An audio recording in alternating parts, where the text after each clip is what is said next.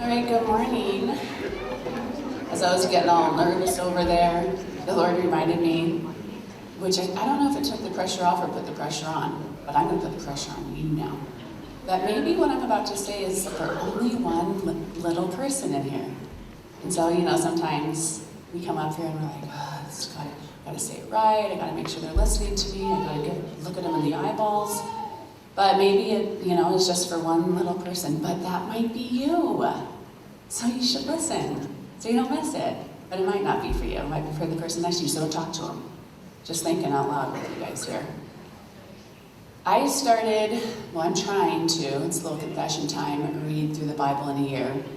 I'm failing miserably, I'll say that right now. But this is gonna jumpstart me back into it, because I was like, I'm gonna go in front of everybody, confess that I'm not doing a good job. I started out pretty strong in February. I made it to Exodus-ish. Maybe I was in Numbers, I'm not even sure. But I'm gonna jump back on it today, because I'm telling you guys I'm gonna do that, so ask me tomorrow if I read my Bible verses today. But in Exodus, a couple of months ago, when I was reading through the Israelites, 16 and 17, and I was reading through the Israelites leaving Egypt.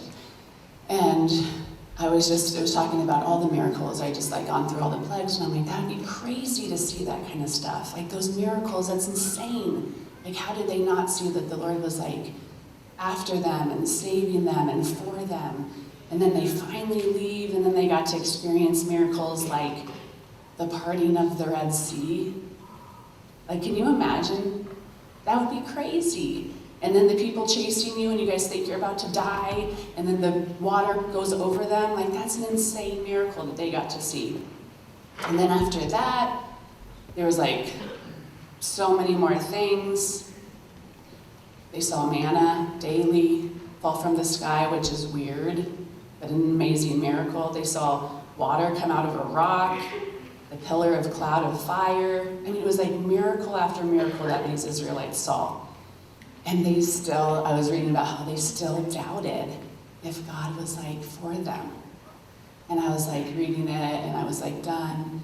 These people are crazy. If I was them in that time, there's no way I would have doubted. I would have been ooh, man, num, num, num, num, num. Oh, look at the water. I'm not sad I have to eat it for 1,000 days in a row. This is so wonderful. I probably wouldn't have been like that, because I'm looking, as I'm reading these scriptures, I'm gosh, these miracles are unreal. I've seen some miracles in my life, but these are the coolest of coolest that are written in the Bible, miracles that they want us to read the rest of our lives because they're so cool. They were there and they were experiencing it, and they still doubted if the Lord was for them. And so I started thinking about that and wondering, why did they doubt? How could they have come to a place in their mind where a week after they were given water from a rock, that they just totally dismissed that miracle, and they thought that the Lord didn't see them anymore, and he was going to take them to the promised land and all the things. They just got into this low place. How could they doubt the Lord? Do you guys, do you have an answer? Maybe, they weren't where they wanted to be yet, so they hadn't quite arrived, and so maybe the living conditions weren't the best, probably weren't. So I guess it kind of wore on them. So when we're in a season of wearing, it's very easy to kind of forget or be thankful for the things that the Lord has done to get us to that point. We do that. I know I do that for sure. They still doubted though, right?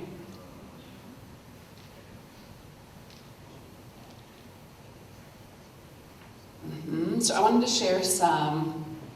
I was I've seen miracles, Lord. I want to reminisce on the things that I've seen you do in my life, and I want to bring myself back to a grateful heart. And maybe if we can do that collectively when we're in these seasons where we don't feel like anything's for us, but only things are against us, that if we can choose to recall or bring to memory these things that have happened for us, that the Lord has done in our lives, that it's going to spur us on, and it's going to bring us to that place that I'm the Israelites should have been yeah, another miracle, Lord. I don't care if I have to wait another 40 years for it. I know you're going to send one. This is awesome. Can our hearts and attitudes be in that place, when we're in that season of well, I haven't seen a miracle in about 5 years. So am I going to choose to believe that the Lord isn't for me, that he's forgotten about me? Or am I just going to bring to my mind what the Lord has done, how far he has brought me, and just pray and patiently wait for the next? So I love testimonies, and I just wanted to share. I think sometimes, especially in the younger years of life, I don't think that I even pondered, have I seen miracles? Because I don't think I was really taught that miracles still happened.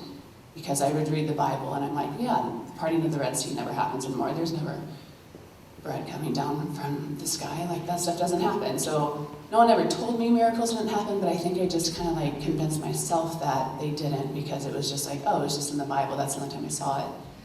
And so, especially at your guys' age, I think I'd have a hard time being yeah, I've seen a miracle.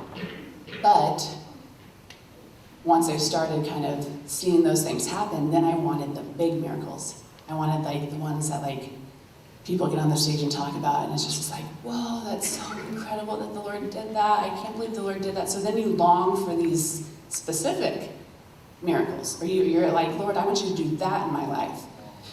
And sometimes we wait and we wait. Sometimes we get disappointed when he doesn't.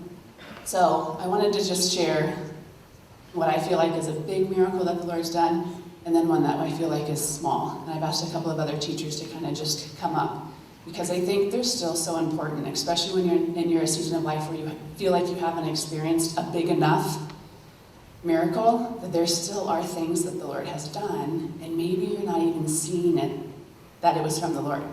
You might be well, it was just a coincidence, or I just got really lucky that day, or everything just aligned right, it was so awesome.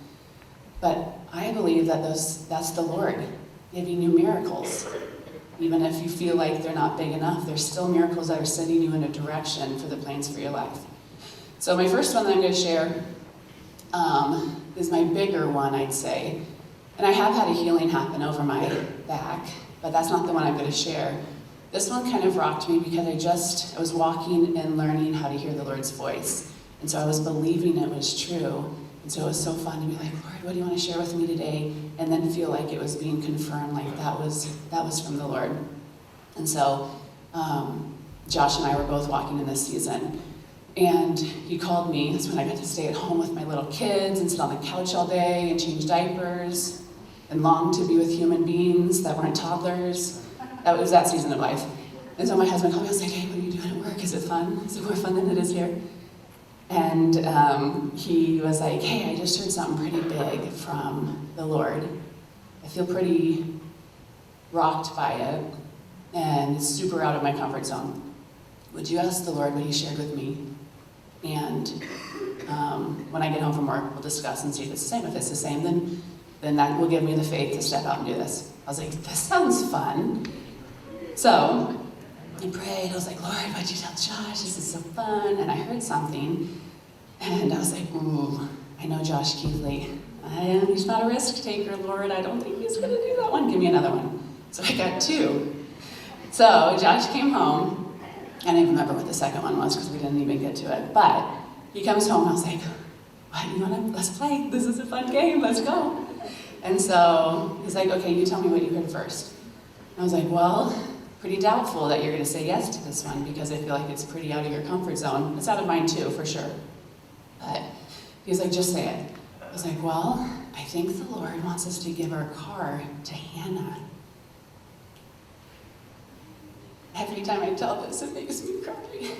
Mainly because Josh doesn't cry very often.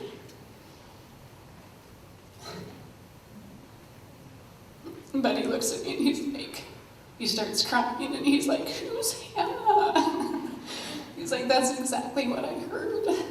And I don't even know who this person is. I was remember Hannah's that missionary we met a couple of weeks ago?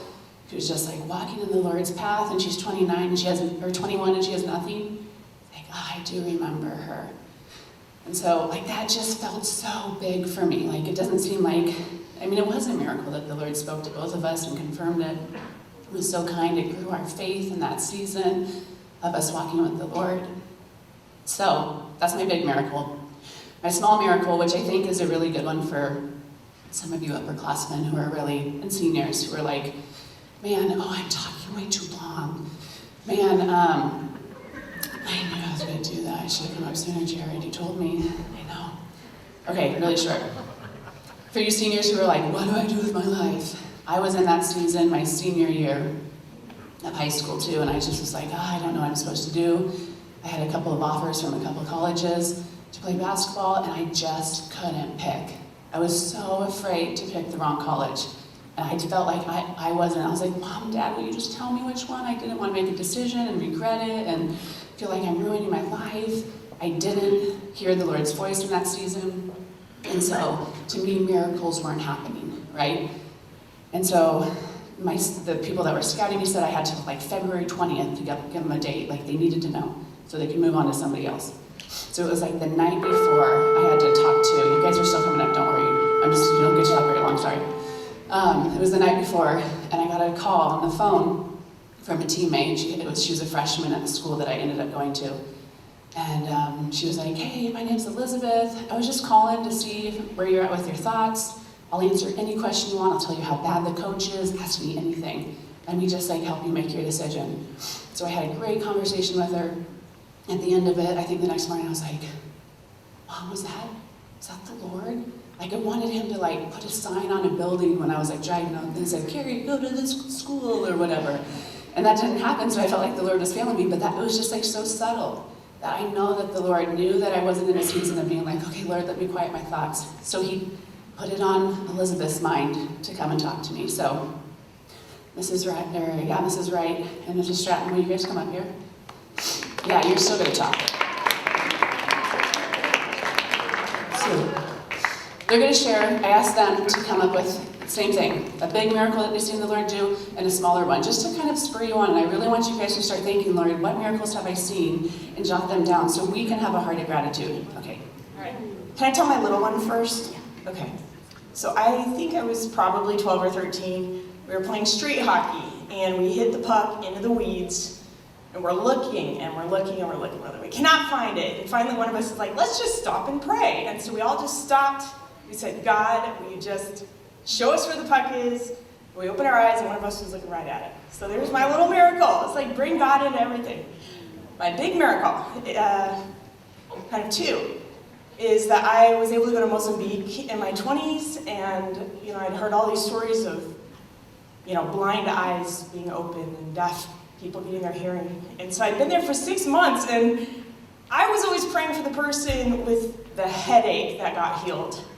And then afterwards, I'd hear about the person behind me whose eyes turned from cataract, gray to brown, in front of their eyes. And so I never saw anything that, I could kind of take with me and come home about it. So at the end of the 6 months, I'm on a 10-day outreach. We're way out there in the bush. And I was in charge of buying the food, so I knew we had 3 dozen eggs that we boiled, and we had a certain amount of rolls, and so basically we kind of felt like we needed to feed this village, which was only 3 or 4 houses, maybe 5 or 6. And I'm like, how are we going to feed this village? We have literally 3 dozen eggs. We just cut the eggs in half, and so I knew how many eggs we had, and I saw the people lined up. I'm like, great, this is not going to go well. People are not going to get fed. And we go through the line, and everyone gets eggs and everyone gets rolls, and I'm like, I don't get it, All right, so we just kind of move on until the next day, and I'm crunching the numbers, right? I'm a numbers person, and I'm like, that did not make sense. And so then the next day we were at church, and this is the province big church, and everyone expects to get fed when the mission team comes, right? And I see this small, this pot of rice and this pot of beans, and I'm like, half our team went to go get supplies. I'm like, well, they're just going to be hungry when they get back because there's 300 people here. We'll do our best, And then I realized, everyone just goes through the lines and gets fed. And I'm like, well, our people are probably hungry who were shopping. And they come back, they're like, no, we pulled aside these 20 plates for them. And then people started leaving the building to get plastic bags to come back and fill it with rice and beans. People were really excited because there was just all this rice and beans, and it just kept coming. So that was God saying, it did happen. Yeah.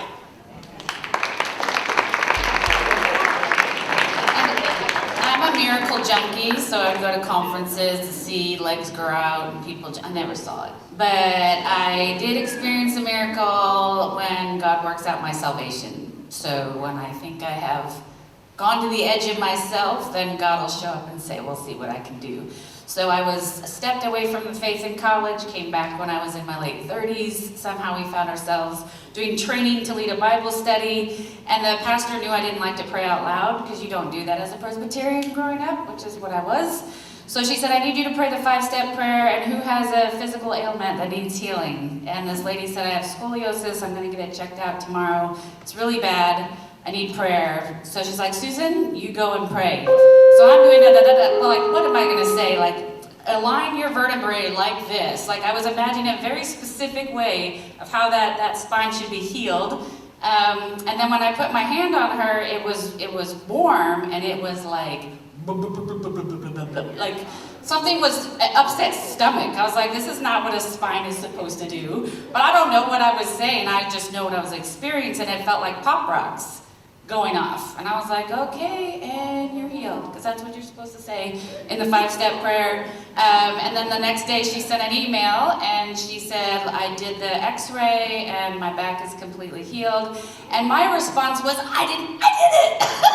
It was, I know I didn't do it, because nothing that I was imagining happening was happening. It was happening in a completely different way. So God would show me, it's not you, it's not you. In fact, I joined a healing room 6 years afterwards and prayed for people every day for healing. Never saw it again. And the pastor after that was like, you pray for her for healing. You pray, nothing ever happened. So God was just showing me, you've got limitations, and this is how I stretch you out. And then the other one for me is, grew up in San Diego, was a teacher's salary. You can't buy a house in San Diego with a teacher's salary, and there was a lot of whining and complaining about that. Then there was this huge economic collapse in 2008, and I was like, no way, now we can't do anything, and yet God had called us to adopt, and somehow we needed a house, and so we kept searching for a house, but they were all horrible, like major fixer-uppers, and we didn't have money for that at all. And there was this one little sign I saw, a handwritten sign. We randomly went into this house. It was an 84-year-old woman who was selling her house. It had everything my husband and I had imagined wanting in a house. I mean, it was old, but it had it all there, and I could see it, and I walked in, I was like, this is it. And we ended up joining a contract with her with no money for a down payment or anything in 2010, which it was almost impossible to find a loan in 2010. And God led me on a series of little clues like, just follow me, and we ended up getting a loan through Mission Bank. Mission Bank gave us a loan, and this 84-year-old woman, she was quite a piece of work. And there was mold in the kitchen, and she spray painted over it and said, there's no mold now. And we're like, no, you have to gut the kitchen, everything. People said we were crazy purchasing this house. And she said, don't worry, my insurance will pay you back. You know, we had nothing, no kitchen, all gutted out. And then we started YouTubing. We had never changed a light bulb before. When we lived in apartments, like, well, how do you do a kitchen? How do you put flooring in? How do you do all this stuff? And eventually, long after we had closed the house, she gave a check back, and it was for more than what the cost was, and was able us to do the flooring, which we had wanted to do too. So everything we had wanted to do. And then when we sold it years later, it was like doubled in price. And that was only a building for a series of, I want you to go here, buy this house with no money, and I'll show up for you, and that is how we got here as well. And even to the point where I was like, it was ended 6 weeks into escrow. The loan officer said, I'm sorry, I can't give you a loan. And we ended up closing on time, and it was my youngest prayers, like, we're gonna get this house. So again, stretching you to where you think you cannot go, and God's saying, there's more, and it's me, and let me show you what I can do. Thank you, Lord. So we just say thank you to these miracles, the small and the big. Lord, I just pray that you put on each of these kids' hearts what you've done in their lives, the small and the big, Lord, and that they just sit and say, thank you, Father, more. And I just want to sit with you and be appreciative of the things you've done until you bring the next. Help us not miss the miracles in Jesus' name, amen. Run! Run!